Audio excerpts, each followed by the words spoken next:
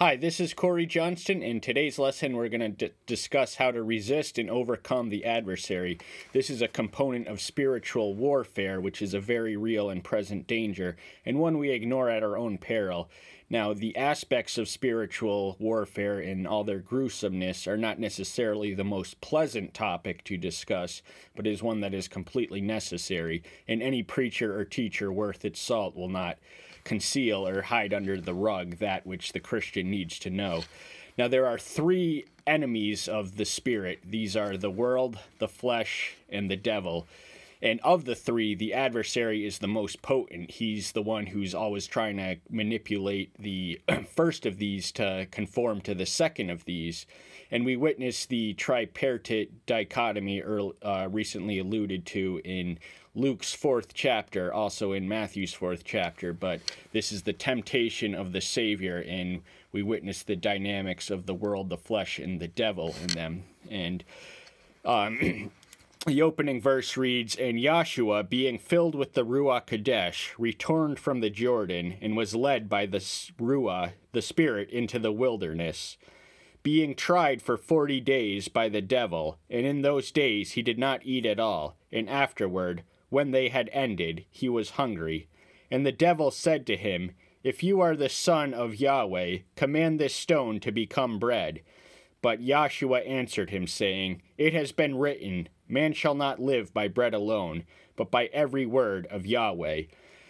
So we're not going to comment extensively on the verse-by-verse interchange. What we want to establish is the idea that he's catering to the flesh. Joshua was in the wilderness to inaugurate his mortal ministry, and to do that he entered into a 40-day fast, and the adversary doesn't need an invitation or rarely gives a warning when he's going to come. He'll come unannounced and uninvited. And he attacks us in as often when we are weak as in we are strong. So the physical yearning for food before he had completed the purpose was especially prominent. But he did not place the will of his flesh above the will of the Father. And the adversary renews his temptation once more. "And the devil, taking him up on a high mountain, showed him all the kingdoms of the world in a moment of time. And the devil said to him, All this authority I shall give you, and their esteem, for it has been delivered to me, and I give it to whomever I want. If then you worship before me, all shall be yours. And Joshua answering him said, Get behind me, Satan, for it has been written, You shall worship Yahweh your Elohim, and him only you shall serve." So therein we witness him using the enticements and in the allurement of worldly power. He essentially offered Joshua with that on an extreme condition on the event of his worship, the entire world and all the authority. He wanted him to have the crown without the cross, but the Father's plan was for the suffering to precede the splendor. So he always prioritizes the will of the Father above the enticements and allurements of that which caters to the flesh and attracts the eye. And now the original sin, more often than not, we are told belonged to Adam and Eve, but it was actually the original sin preceded them. They were taught to sin by the serpent in the Garden of Eden. The adversary assumed the form of the serpent, but the original sin, in fact, belonged to the adversary in heaven, and he was an angel of supreme physical magnificence, and next to Yahweh and Elohim, really the most endowed creature in terms of attributes and glory and splendor and beauty and magnificence. But this wasn't enough for him. Eventually he longed for preeminence, and the sin of pride is what precipitated his fall.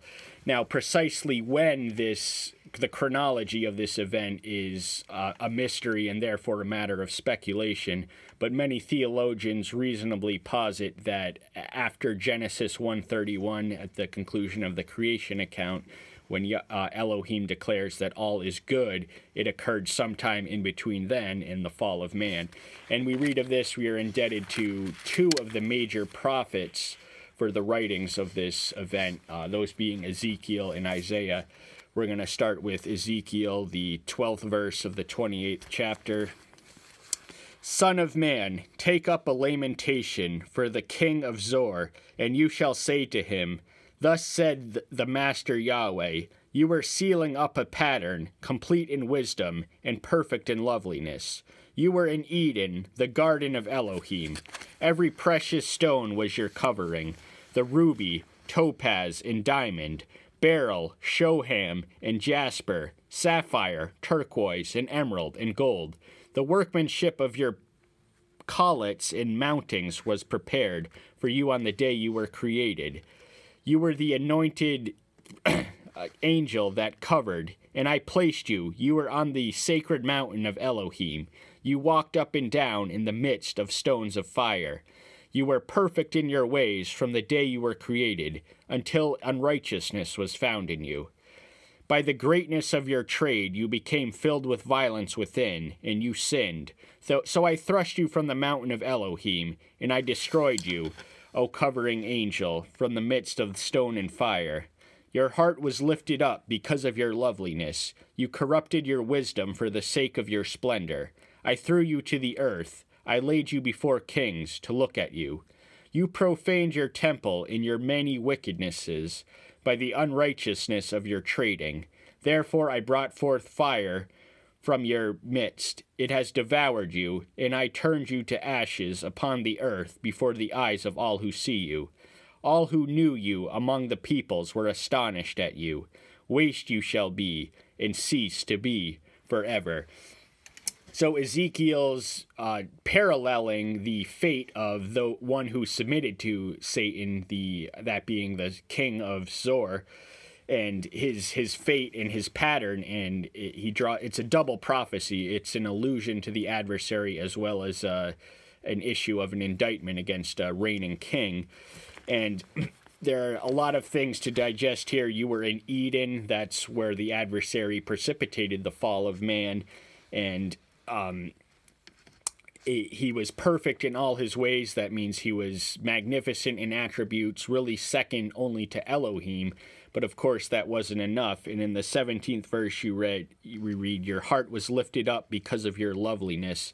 Now, the scriptural precept outlined in the New Testament of he who humbles himself shall be exalted, and the reverse is manifest in this interaction. We read of that in Luke 14:11, 18:14, and Matthew 23:12.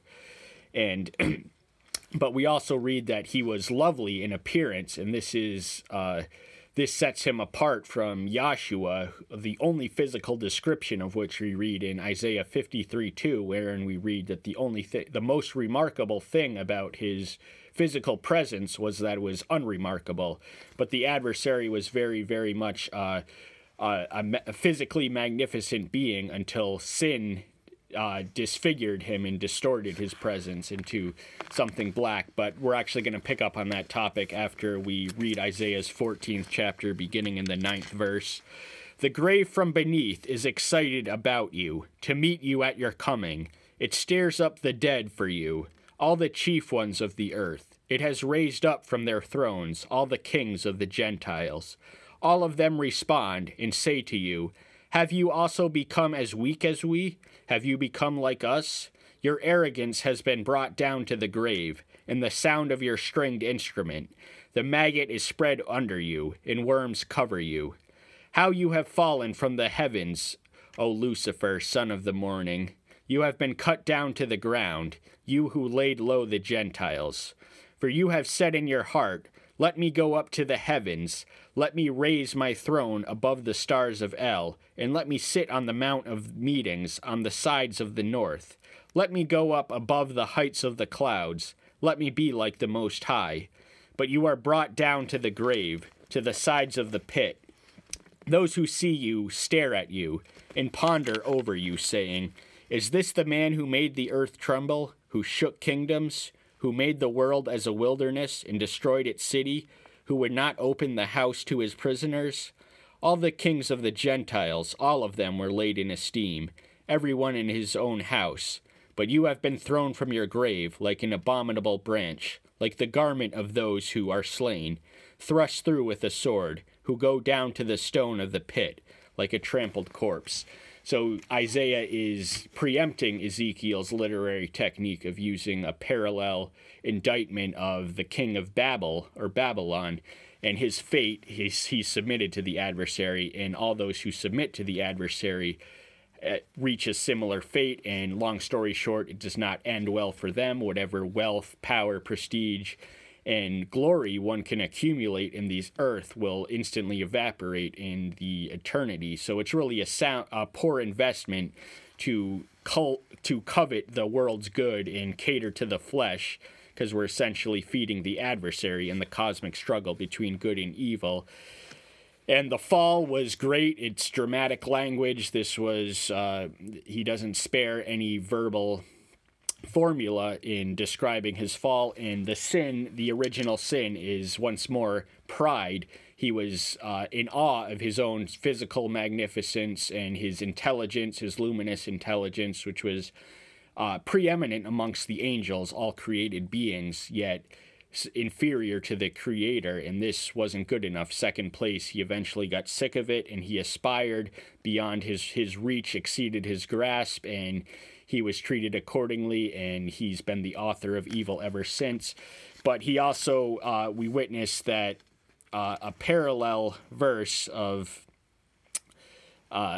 let me be like the Most High. So it's a longing and aspiration to assume the divine attributes and prerogatives, which doesn't belong to anyone except Elohim, which ultimately precipitated his fall. And we witness similar language in what is more commonly thought of as the original sin, but more formally known and officially known as the fall of man. The doctrine of original sin did not originate with humanity, but in fact came from a fallen angel.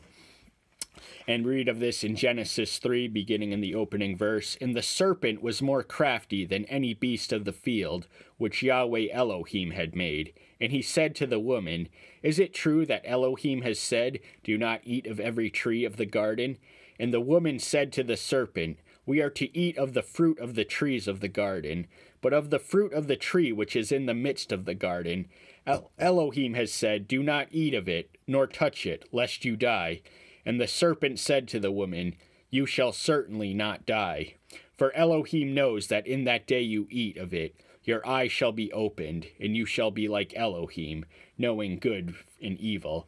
So the fall of man was precipitated by a lie, a dishonest intention. He stimulated a thought in their head that Yahweh's sole commandment, which was to refrain from indulging in the fruit of the tree of knowledge of good and evil, in issuing that prohibition, he was depriving them of something greater. So he was withholding something from his creation, and the longing and aspiration of the natural man to covet after that which does not belong to them, which was ultimately necessary for the formation of the human race, because Adam and Eve could have never fornicated had they not fallen. So it was for a purpose that they did fall, and it was according to divine design. So the adversary can only tempt us at the Elohim's permission, but the stimulation of the divine prerogatives, which do not belong to us and never will, is clearly entailed in this verse.